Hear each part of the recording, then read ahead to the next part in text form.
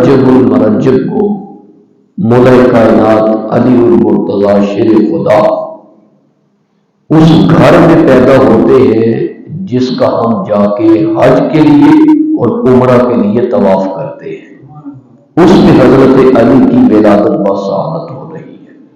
آپ کے والد گرامی مرتبت کا نام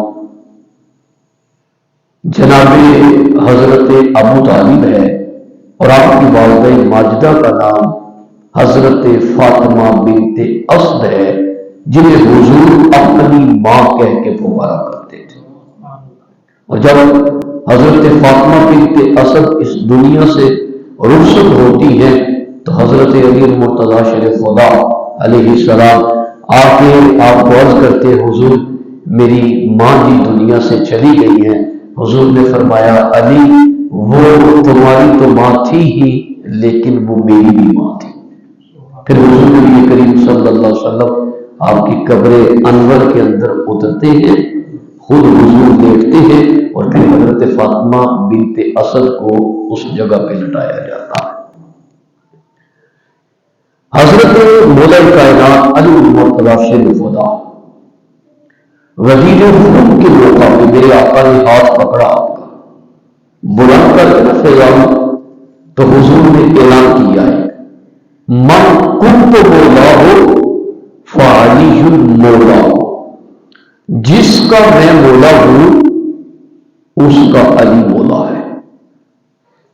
کہتے ہیں جب یہ خبر عام ہو گئی، ہر طرف پھیل گئی، تو حرس بن نعمان قہری اس کے کانوں میں جب یہ حضور کا ارشاد گرامی پہنچا تو وہ بڑے غصے میں اپنی سواری پہ بیٹھتا اور حضور کی طرف رخ کرتا۔ کہتے ہیں اس کی ملاقات حضور صلی اللہ علیہ وسلم سے مقام اب تک پر ہوئی اور پھر حضور نبی کریم صلی اللہ علیہ وآلہ وسلم کو یہ کہتا ہے کہ آپ نے ہمیں حکم دیا اللہ کو ایک مانو، اس کی عبادت کرو اور یہ مانو کہ میں اللہ کا رسول ہوں۔ ہم نے قبول کر دیا آپ کے حکم۔ آپ نے کہا 5 نمازیں پڑھو، ہم نے اس حکم کو بھی قبول کیا۔ آپ نے فرمایا روزے رکھو، اس حکم کو بھی ہم نے قبول کیا۔ آپ نے فرمایا زکات ادا کرو، ہم نے اس حکم کو بھی قبول کیا۔ آپ نے فرمایا حج کیا کرو، ہم نے اس حکم کو بھی قبول کیا۔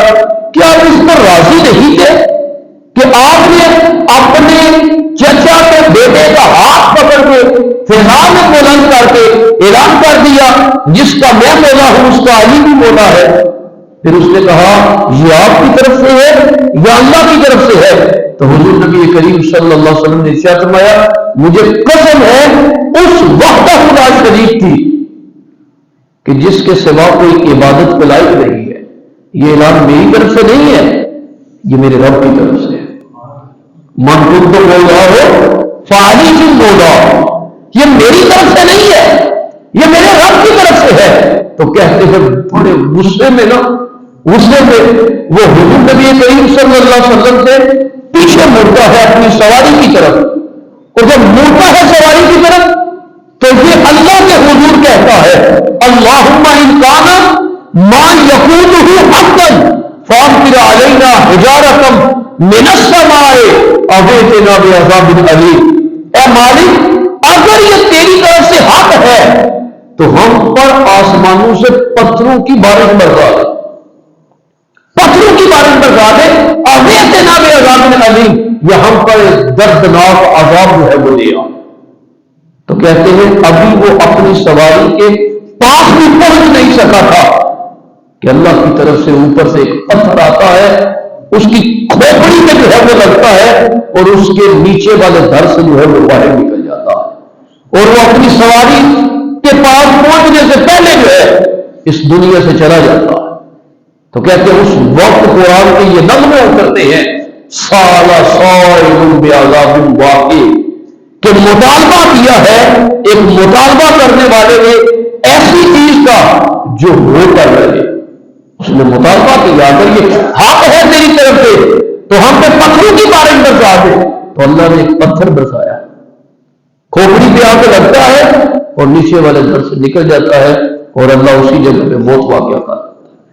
دوسرا میرے آقا صلی اللہ علیہ وسلم کا ارشاد گرامی حضرت سلمان فارسی رضی اللہ تعالیٰ عنہ اس حدیث پاک کے راوی ہے، کہتے ہیں آقا صلی اللہ علیہ وسلم نے ارشاد فرمایا حوض کوثر کے مقام پہ سب سے پہلے اگر کوئی آ کے میرے سے ملاقات کرے گا تو وہ علی ابن ابی طالب ہوں گے۔ تیسرا میرے آقا صلی اللہ علیہ وسلم کا ارشاد گرامی ہے، حضرت جعفر اس حدیث پاک کے راوی ہے، کہتے ہیں آقا صلی اللہ علیہ وآلہ وسلم نے غزوہ طائف کے موقع پہ حضرت علی المرتضیٰ شیر خدا علیہ السلام کے ساتھ بڑی طویل سرگوشی فرمائی، یعنی حضور نے آپ کے کان کے پاس اپنے مقدس ہونٹ کر کے لمبی گفتگو فرمائی۔ جب حضور نبی کریم صلی اللہ علیہ وآلہ وسلم جدا ہوتے ہیں سرگوشی فرما کے تو لوگوں میں سے کسی نے کہا حضور آج بڑی طویل سرگوشی فرمائی ہے، تو حضور نے فرمایا میں نے سرگوشی نہیں کی علی سے۔ حضور کس نے کی ہے؟ حضور نے فرمایا علی سے میرے رب نے سرگوشی فرمائی ہے، علی سے آج میرے رب نے جو ہے وہ سرگوشی فرمائی ہے۔ چوتھا میرے آقا صلی اللہ علیہ وسلم کا ارشاد گرامی حضرت ام عطیہ اس حدیث پاک کی راوی ہے، کہتی ہے آقا صلی اللہ علیہ وسلم نے ایک لشکر کو ایک مہم پہ روانہ کیا اور حضور نبی کریم صلی اللہ علیہ وآلہ وسلم وہ لشکر روانہ فرما دیتے ہیں۔ خدا آقا صلی اللہ علیہ وسلم کو میں نے اپنی آنکھوں سے دیکھا بھی اور پھر میں نے اپنے کانوں سے سنا بھی، میرے آقا دعا فرما رہے ہیں اپنے رب کے حضور مالک مجھے اتنی دیر تک موت عطا نہ کرنا جتنی دیر تک میں علی کا دیدار نہ کروں۔ جب میں پڑھ رہا تھا تو مجھے حضور نبی کریم صلی اللہ علیہ وسلم کا وہ غلام یاد آ گیا کہ جب حضور نبی کریم صلی اللہ علیہ وسلم کا وصال با کمال ہوا تو حضور کے غلام کو پتا چلا تو کہتے ہیں اس نے فوراً اللہ کے حضور دعا مانگی مالک اب آنکھوں کی ضرورت نہیں ہے، حضور چلے گئے ہیں تو آنکھیں کیا کرنی ہے، مالک مجھے موت عطا کر دے نہیں تو میری آنکھوں کی بصارت جو ہے وہ واپس لے لے۔ تو کہتے ہیں کہ اللہ کی ذات نے فوراً اس کی آنکھوں کی بینائی جو ہے وہ واپس لے لی، بینائی واپس لے لی کہ اگر حضور نہیں رہے تو یہ آنکھیں کیا کرنی ہے۔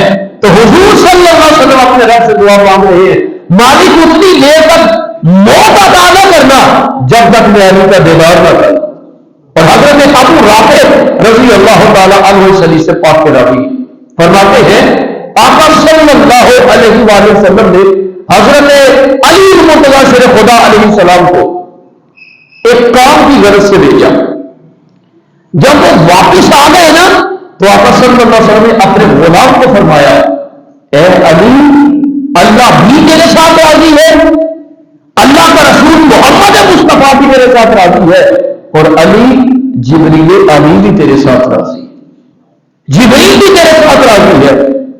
اگلا میرے اور آپ کے آقا صلی اللہ علیہ وآلہ وسلم کا ارشاد گرامی حضرت بریدہ اس حدیث پاک کے راوی ہے، کہتے ہیں آقا صلی اللہ علیہ وآلہ وسلم نے ارشاد فرمایا علی اس شخص کا کیا حال ہوگا جو تیری شان میں گستاخی کرتا، کیا حال ہوگا اس بدبخت کا جو تیری شان میں گستاخی کرتا ہے۔ پھر حضور نبی کریم صلی اللہ علیہ وسلم نے ارشاد فرمایا علی جس نے تیری گستاخی کی اس نے نبیوں کے امام کی گستاخی کی، جو تیرے سے جدا ہوا وہ محمد رسول اللہ صلی اللہ علیہ وسلم سے جدا ہوا۔ اور پھر میرے آقا نے ارشاد فرمایا علی محمد سے ہے، محمد علی سے ہے۔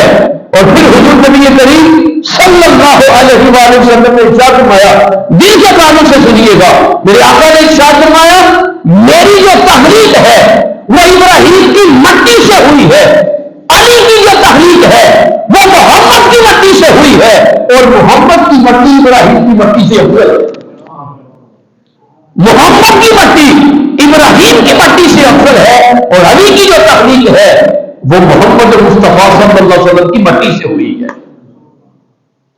حضور نبی کریم صلی اللہ علیہ وسلم کے یہ غلام جو حضور کی گود میں پڑے کہتے ہیں میں حضور ابھی چھوٹا سا بچہ ہی تھا تو حضور نے مجھے اپنی گود میں لے لیا. حضور نبی کریم صلی اللہ علیہ وسلم کا بستر مبارک فرماتے ہیں مجھے سمیٹا کرتا تھا. مجھے حضور نبی کریم صلی اللہ علیہ وسلم اپنے مبارک پسینے کی خوشبو سے وایا کرتے تھے اور کہتے ہیں میں آقا صلی اللہ علیہ وسلم کے پیچھے پیچھے یوں دوڑا کرتا تھا جیسے ایک چھوٹا سا بچہ اپنی ماں کے پیچھے دوڑتا ہے دودھ پینے کے لیے. یوں میں حضور نبی کریم صلی اللہ علیہ وسلم کے پیچھے پیچھے جو ہے وہ دوڑا کرتا تھا. میرے آقا مجھے اپنے مقدس سینے کے ساتھ لگایا کرتے, مجھے اپنی گود میں لگایا کرتے. اور حضور نبی کریم صلی اللہ علیہ وسلم کے غلام حضرت زار بن جیش اس حدیث سے پاک پر آئی ہے, کہتے ہیں حضرت علی المرتضی سے خدا نے ارشاد فرمایا مجھے قسم ہے اس وحدہ لا شریک کی جس نے دانے کو پھاڑا اور اناج پیدا کیا, جس نے جانوروں کو زندگی عطا کی. کہتے ہیں آقا صلی اللہ علیہ وسلم نے میرے سے عہد کیا تھا, وعدہ فرمایا تھا, علی تیرے سے جو محبت کرے گا وہ مومن ہوگا اور تیرے سے جو بغض رکھے گا علی وہ منافق ہوگا. کہتے ہیں کہ حضور نبی کریم صلی اللہ علیہ وسلم نے میرا ہاتھ پکڑ کے میرے سے وعدہ فرمایا تھا. اسی لیے شاعر نے کہا تھا بغیر حب علی مدعا نہیں ملتا, عبادتوں کا بھی ہرگز صلہ نہیں ملتا, اور خدا کے بندوں سنو ویسے خدا کی قسم جسے علی نہیں ملتے اسے خدا نہیں ملتا, جسے علی نہیں ملتے اسے خدا نہیں ملتا. آقا صلی اللہ علیہ وسلم کے غلام حضرت عبداللہ ابن حکیم کی حدیث سے پاک پر آئی ہے, کہتے ہیں حضور نبی کریم صلی اللہ علیہ وسلم نے ارشاد فرمایا شب معراج اللہ کی ذات نے وحی کے ذریعے مجھے علی کی 3 صفات کے متعلق آگاہ کیا. علی کی 3 صفات کی مجھے خبر دی. نمبر 1 پہلی صفت اللہ نے فرمایا علی مومنین کا امام ہے, علی مومنوں کا امام ہے. دوسرا آقا صلی اللہ علیہ وسلم فرماتے ہیں اللہ کی طرف سے وحی آئی کہ علی متقین کا بھی امام ہے. اور تیسرا کہتے ہیں آقا صلی اللہ علیہ وسلم نے ارشاد فرمایا اللہ کی طرف سے وحی آئی قیامت والے دن جتنے روشن چہرے ہوں گے, چمک رہے ہوں گے, جتنے روشن چہرے ہوں گے ان کا جو لیڈر ہوگا, جو قائد ہوگا وہ میرا علی ہوگا. جتنے روشن چہرے ہوں گے سب کا لیڈر جو ہے مولا کائنات نبی مرتضی شریف ہوگا. حضرت عبداللہ ابن عباس رئیس المفسرین اس حدیث سے پاک پر آ رہی ہے, کہتے ہیں آقا صلی اللہ علیہ وسلم نے ارشاد فرمایا علی تو دنیا میں بھی سردار ہے اور تو آخرت میں بھی سردار ہے. تو دنیا میں بھی سردار ہے, تو آخرت میں بھی سردار ہے. اور علی یاد رکھنا جو تیرا محبوب ہے وہ نبیوں کے امام کا محبوب ہے, جو محمد کا محبوب ہے وہ رب کا محبوب ہے. اور پھر آقا صلی اللہ علیہ وسلم نے ارشاد فرمایا علی جو تیرے سے دشمنی رکھتا ہے, بغض رکھتا ہے, وہ سمجھ لو کہ محمد مصطفیٰ سے دشمنی رکھتا ہے, اور جو محمد کا دشمن ہے وہ اللہ کا دشمن ہے. اور آقا صلی اللہ علیہ وسلم نے ارشاد فرمایا بربادی ہے, ہلاکت ہے اس شخص کے لیے جو میرے وصال کے بعد, میرے پردہ فرمانے کے بعد علی سے بغض رکھے گا. ہلاکت ہے اس کے لیے, بربادی ہے اس کے لیے. 10واں ارشاد گرامی. یہ میں ساری احادیث اس لیے پیش کر رہا ہوں کہ اگر اپنی طرف سے کوئی بات کرے تو پھر ہمیں تشیح کا تھپا لگتا ہے, لوگ جی ہمیں تشیح ہو گئے, انہیں طرف مائل ہو گئے, ایتھے بہت بڑا ایمان کا جنازہ نکلے ہو, یہاں پہ کچھ بولے تاکہ ایمان کا جنازہ سامنے ثابت ہو. 300 آیات قرآن کے اندر فقط مولا کائنات نبی مرتضی شریف خدا کے شان نزول میں اتری. 300 آیات حضرت علی کی شان میں اتری ہے. عبداللہ ابن مسعود اس حدیث سے پاک پر آئی ہے, کہتے ہیں آقا صلی اللہ علیہ وسلم نے ارشاد فرمایا النظر الی علی عبادہ, علی کی طرف تکڑے ہوئی عبادت ہے. اور ایک حدیث پاک کے لفظ ہے النظر الی وجہ علی العبادہ، علی کے چہرے کی طرف دیکھنا عبادت ہے۔ ایک میں فرمایا جا رہا ہے مطلقاً علی کی طرف دیکھنا عبادت ہے، ایک میں فرما دیا علی کے چہرے کی طرف دیکھنا عبادت ہے۔ حضرت طلیق بن محمد کہتے ہیں میں نے امام ابن حسین کو دیکھا کہ وہ ٹک ٹکی باندھ کے حضرت علی کو دیکھ رہے ہیں۔ کہتے ہیں ایک شخص نے ان سے کہا کہ اے عمران، آج آپ کو دیکھا ہے آپ حضرت علی کی طرف دیکھ رہے تھے، کیا وجہ ہے؟ تو آگے سے حضرت عمران ابن حسین نے جواب دیا میں نے نبیوں کے امام سے سنا ہے علی کی طرف تکنا بھی عبادت ہے، علی کی طرف تکنا بھی عبادت ہے، یا جس کی طرف دیکھنا عبادت ہے اس کی صحبت میں رہنے والوں کو کتنا لطف نصیب ہوگا کہ جس کی شان اللہ نے یہ رکھی ہوئی ہے کہ اس کی طرف دیکھنا بھی عبادت ہے۔ حضرت یار صدیق اکبر رضی اللہ تعالیٰ عنہ جو آج بھی میرے آقا کے قدموں میں تشریف فرما ہے، حضور نبی کریم صلی اللہ علیہ وسلم کے یہ غلام کثرت کے ساتھ، اور کثرت یہ نہیں ہوتی 3 4 5 6 7 8 9 10، یہ کثرت نہیں ہے۔ اگر پورے دن کے اندر ہم ایک تسبیح پڑھ دیتے ہیں درود پاک کی تو یہ کثرت نہیں ہے، بلکہ جو کثرت کے ساتھ درود پاک پڑھتے ہیں ہم لوگوں کو بتاتے ہیں یار یہ بڑی کثرت کے ساتھ حضور کی ذات پہ درود پاک پڑھتا ہے، بڑی کثرت سے حضور کو یاد کرتا ہے۔ تو حضرت سیدنا صدیق اکبر رضی اللہ تعالیٰ عنہ کثرت کے ساتھ حضرت مولا کائنات علی المرتضیٰ شریف خدا کے چہرے کو دیکھا کرتے تھے۔ ام المومنین حضرت عائشہ صدیقہ جن نے کئی دفعہ دیکھا تو وہ خود بھی ایک روز اپنے والد گرامی مرتبہ سے سوال کرتی ابا حضور کیا وجہ ہے؟ میں نے کثرت سے آپ کو دیکھا ہے کہ آپ حضرت علی المرتضیٰ شیر خدا کے چہرے کو دیکھتے ہیں، کثرت سے میں نے دیکھا ہے، کیا وجہ ہے؟ تو آپ کے بابا جانی ارشاد فرماتے ہیں میری بیٹی وجہ یہ ہے میں نے آقا صلی اللہ علیہ وسلم سے یہ سن رکھا ہے علی کے چہرے کو دیکھنا عبادت ہے، تو اس لیے میں علی کا چہرہ دیکھتا ہوں، چہرہ علی کا دیکھ رہا ہوتا ہوں، عبادت اس کی کر رہا ہوتا کہ علی کے چہرے کو دیکھنا بھی عبادت ہے، اس لیے میں کثرت سے علی کے چہرے کو جو ہے وہ دیکھتا ہوں۔ حضور نبی کریم صلی اللہ علیہ وآلہ وسلم مدینہ منورہ کا مقدس ہے، ایک مہاجر کا ہاتھ پکڑ دیں، ایک انصاری کا ہاتھ پکڑ دیں، ایک دوسرے کے ہاتھ میں دے کے میرے آقا ارشاد فرماتے ہیں آج سے تم بھائی بھائی، مہاجر اور انصار کو بھائی بھائی بنایا جا رہا ہے۔ حضور نبی کریم صلی اللہ علیہ وسلم جب سب کا ہاتھ ایک دوسرے کے ہاتھ میں دے دیتے ہیں، حضرت علی کی طرف دیکھتے ہیں تو کیا دیکھتے ہیں؟ آنکھوں میں اترو ہے، رو رہے ہیں۔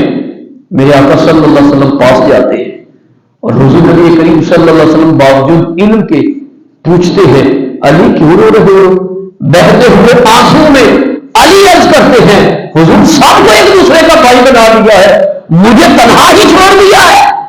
میرے آقا ہاتھ پکڑتے ہیں اور ہاتھ پکڑ کے حضور ارشاد فرماتے ہیں علی تنہا نہیں چھوڑا، تمہیں وہ بھائی دوں گا دنیا میں اللہ کسی کو نہیں دے گا۔ حضور ہاتھ پکڑتے ہیں اور حضور فرماتے ہیں انت اخی فی الدنیا والآخرہ، فقط دنیا میں تو میرا بھائی نہیں ہے، علی تو آخرت میں بھی میرا بھائی ہے۔ میں کہتا ہوں بڑا خوش نصیب ہوگا وہ جس کے ہاتھ میں حضور نے صدیق اکبر کا ہاتھ دیا ہوگا، حضرت عمر کا ہاتھ دیا ہوگا، حضرت عثمان کا ہاتھ دیا ہوگا، حضرت سہیل رومی کا ہاتھ دیا ہوگا، بلال حبشی کا ہاتھ دیا ہوگا، حضرت ابو ہریرہ کا ہاتھ دیا ہوگا، سارے خوش نصیب ہوں گے، لیکن علی سے بڑھ کے آج کوئی خوش نصیب نہیں تھا۔